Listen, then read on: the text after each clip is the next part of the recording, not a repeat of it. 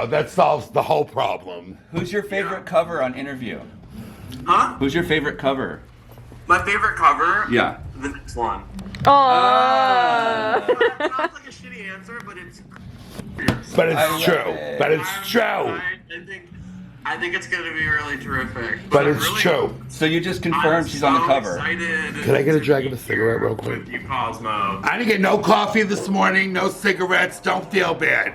I'm gonna be fucking fixing the window frames myself. Don't you worry.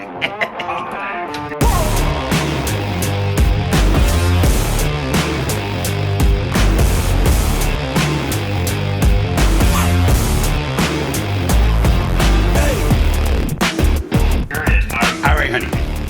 We are so happy to be talking to you. I know that we are all, I mean, like, I have to really express that we know that you're a major, and I would myself was like, why haven't we talked to Cosmo yet? And someone in my work was like knocking on the door being like, wait, have we talked to Cosmo? And it's like, wait, no, this has to happen like right now. Wow. So here we are.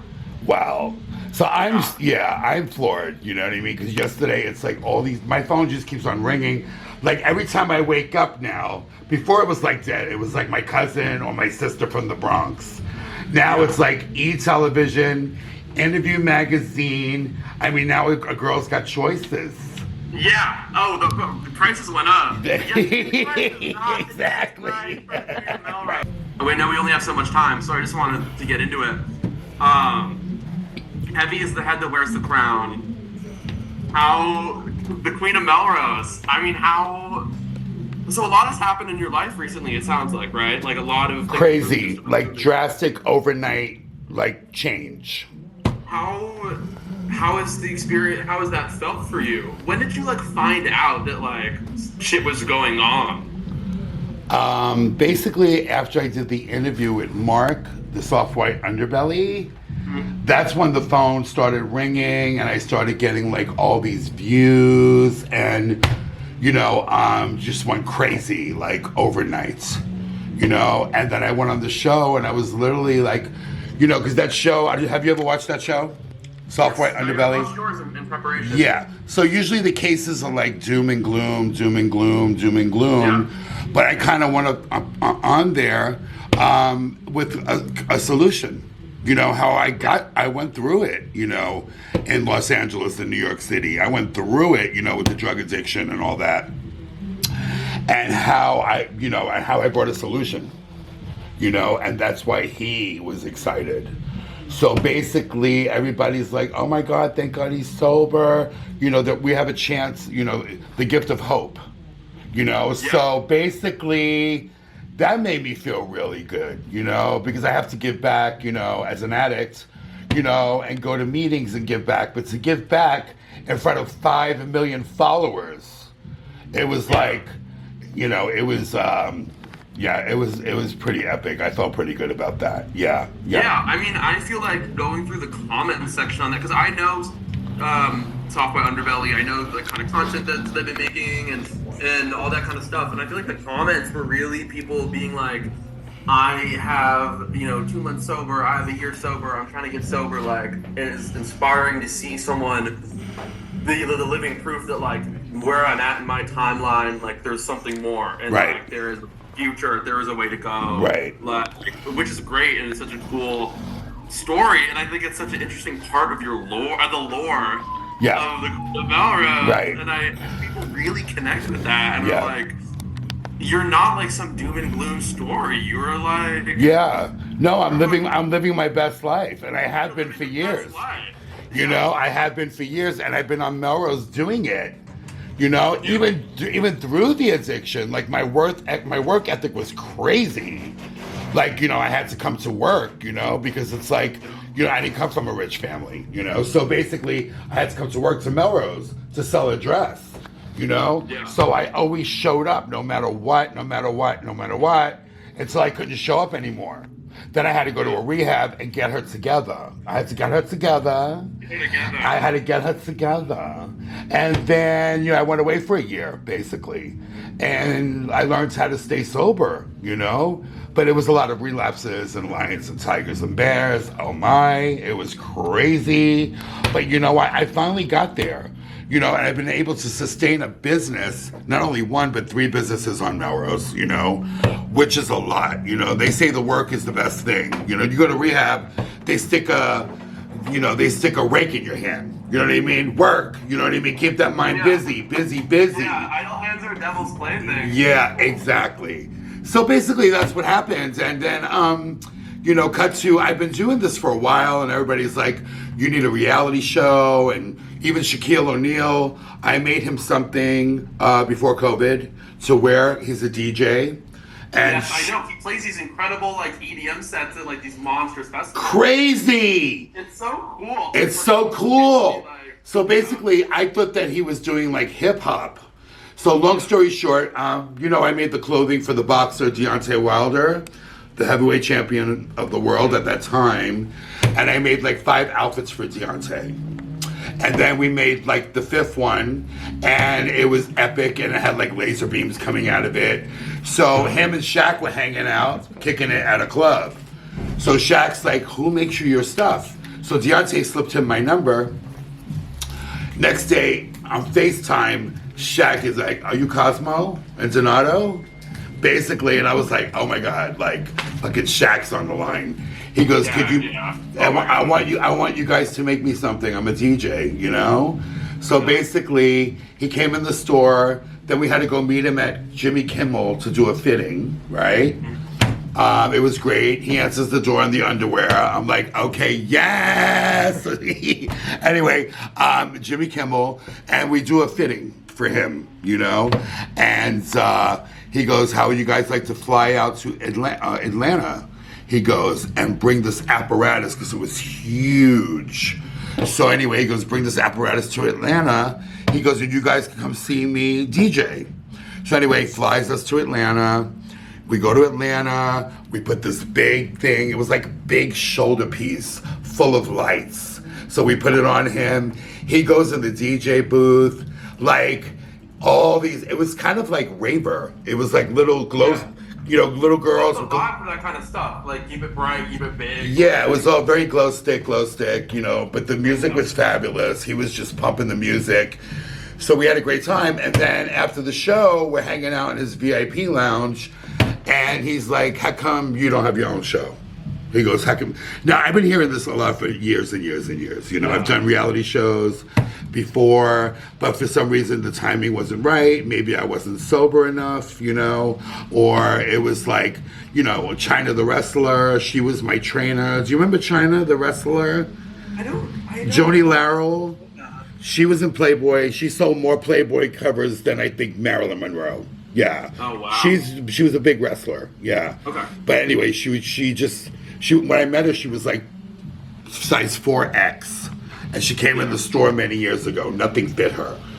Then she walked in. She just did Playboy, and she was absolutely stunning, like beautiful. So I started making her clothes and stuff like that, you know. But she's not with us today. Unfortunately, she died of the disease of drug addiction, you know, and she was my friend, so that's really sad. Yeah. So I've been getting these offers for years and years and years. But now it's like, okay, I'm tired of the producer. Oh, so anyway, with Shaq, we did a sizzle reel. So Shaq had his cameraman fly to LA and actually do a sizzle reel on me. It was like 2 weeks with the cameras on me. He also gave me a $3,000 tip. He's very generous. Yeah, he's so fucking... Shaq's a good guy. He's so cool. Oh my God. Yeah. Very generous, cool as fuck. But he's like, you need your own show, and I'm gonna make it happen. So anyway, we filmed this great sizzle reel. Sizzle reel was amazing. And they were in my house. They were in my house from like 6 in the morning. We would film all day, come to my store, film me all day. And it's like, it's not if, it's when, Cosmo. Like, this is gonna be sold. You're gonna have your own reality show. So I'm like, oh my God, this is great. And then what happened was COVID. COVID happened. So everything ended on the shelf. You know, we thought everybody was dying, including myself. You know, everybody was panicked. Everything shut down, and then that didn't happen. You know, so cut to now with the soft white underbelly, the show I did with Mark, and I have a girl working for me. Her name is Eugenia. You met Eugenia, and she is like she went to school for like producing cameras, like all the, she's Gen Z, she knows how to work computers, and I'm not good at that at all, right? So thank God I have her.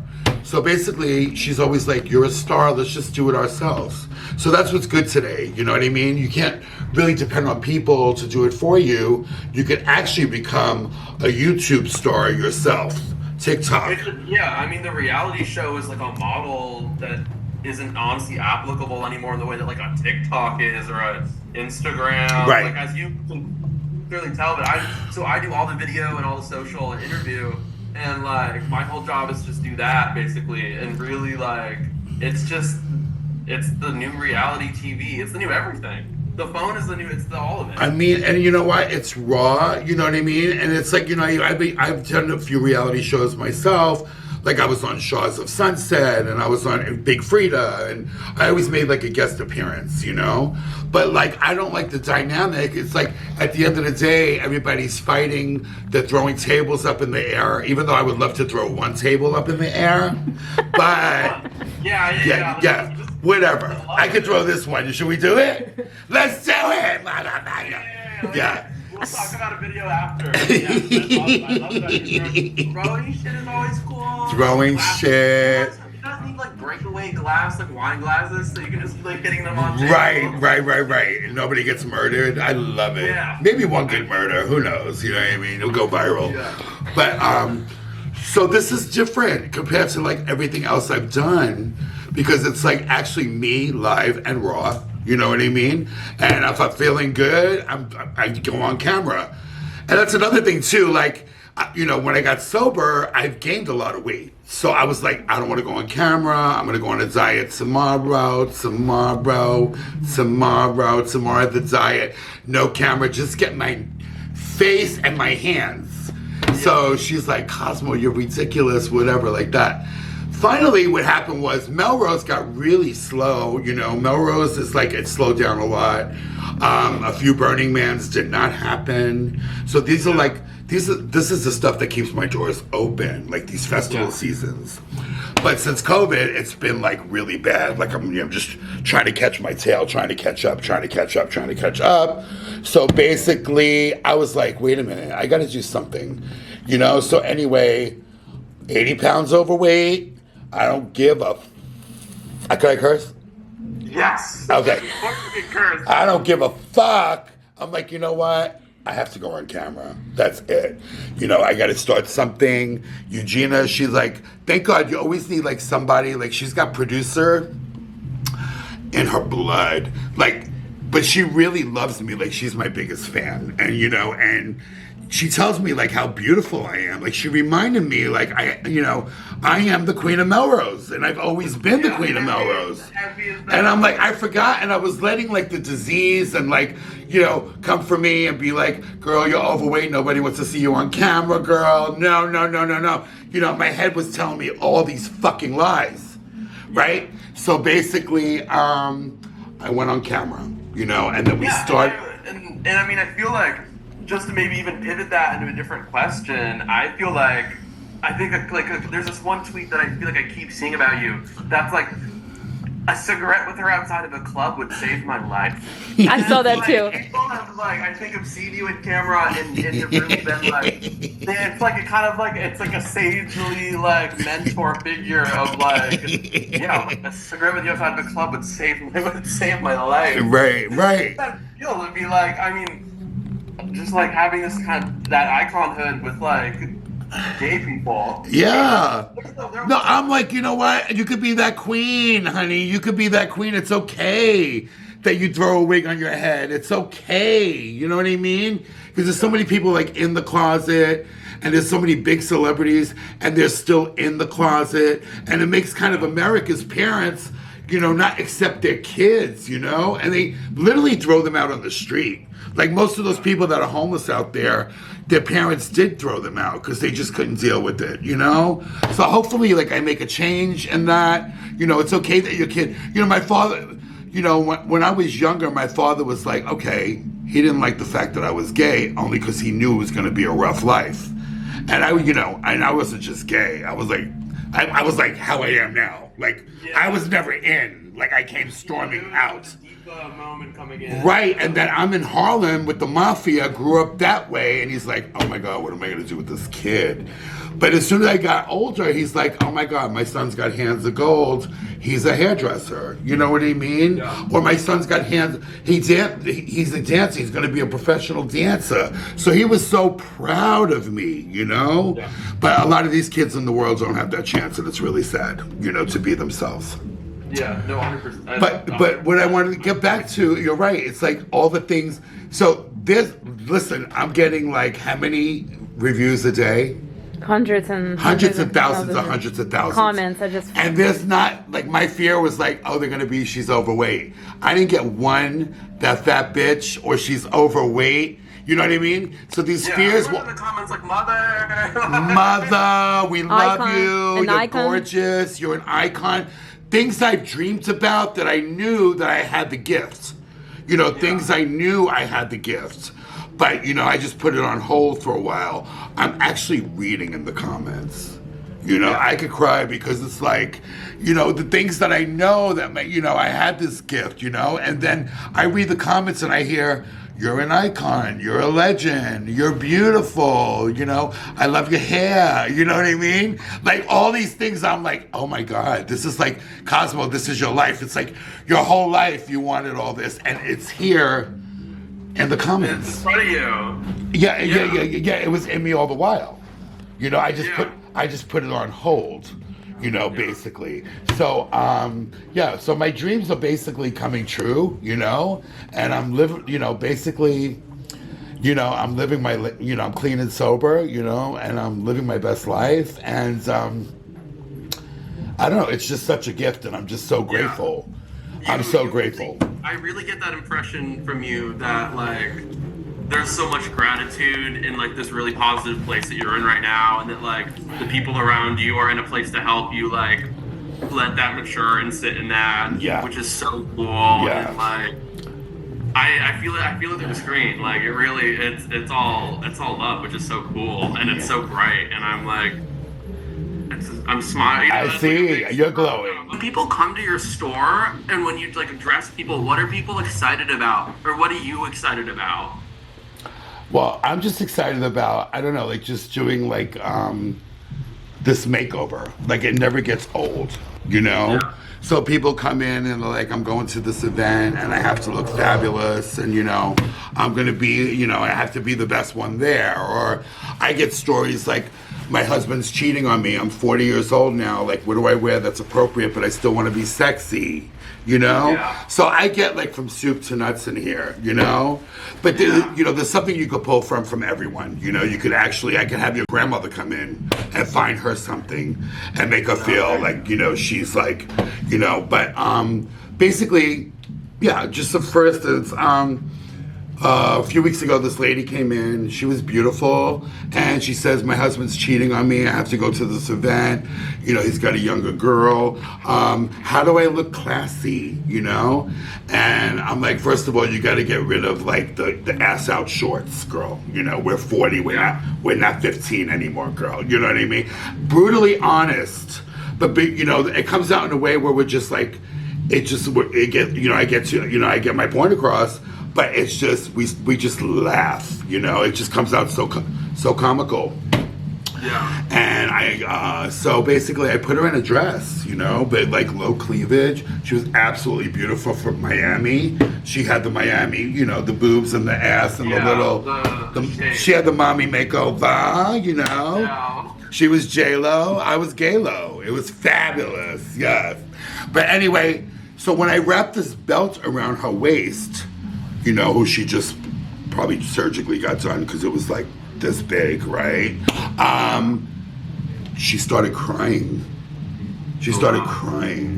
And that's when I knew, I was like, I'm still meant to be doing these little makeovers, you know, no matter how big I get. And I'm doing like, you know, I'm doing Jason Derulo over here and this celebrity over here. I can't forget about my store. You know, like the girl that's going to the club, or the late, you know, whatever, the girl that's going to prom. You know, so basically, I just do these makeovers. You know, I just do these makeovers, and basically, I kind of basically it's time I share them with like the world. Yeah. Yeah. No, 100%. Yeah. And that's super cool. I think in a similar way too. I feel like a lot of people's introduction to you was the video of you at the celebration tour in the parking lot, an iconic video. And I really wanted to ask you about if you had an iconic like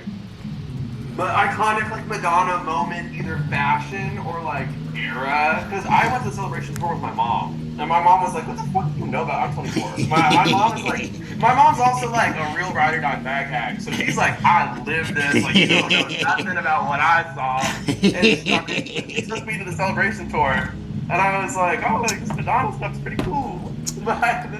Yeah. Yeah. You're beyond your years, darling. Fabulous. Yeah, you got to bring your mother in. I want to meet her. I want to come. Yes, you got to come to the store. Where are you?